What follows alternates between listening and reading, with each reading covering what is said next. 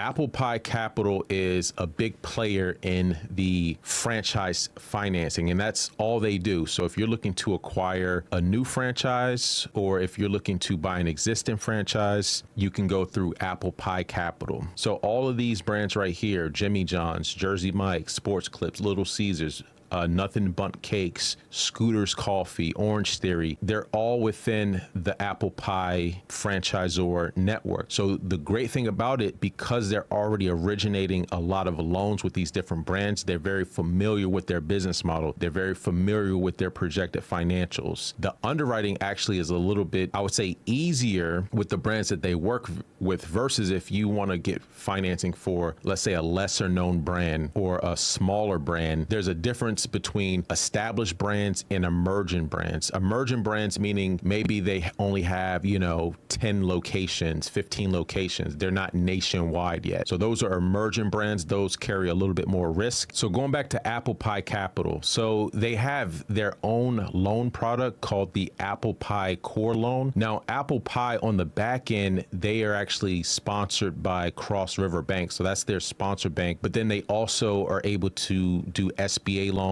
and other equipment loans through their network of lenders. So that's just one thing to think about. You have in-house financing, and then you have sort of the third-party financing. But as far as the Applepie Core loan, so whatever the total project costs are to open up your franchise, you could actually put as little as 15% down. I would always say expect to put down 20%, but depending on the product, with SBA, you can get as low as 10%. With this Applepie Core loan, this is going to be, again, for qualified brands where you can get as little as 15% down. Now, it's a little bit of differences between this versus SBA 7A. As you can see right here, personal collateral is never required. Whereas with the 7A, depending on the amount, you may have to pledge personal collateral, right? So you might have to put up your house or, any type of personal assets. Another difference is, as you see right here, qualified brands. So the brands that they work with. With an SBA loan, you can get qualified for most brands. So this is going to be more flexible as far as the brands that you could work with. But as far as the brands that they work with, you can qualify for their core loan product. Funding up to $5 million. Maximum lifetime funding, 20 million. These are going to be 10-year notes. Another big difference is that these are actually fixed rates.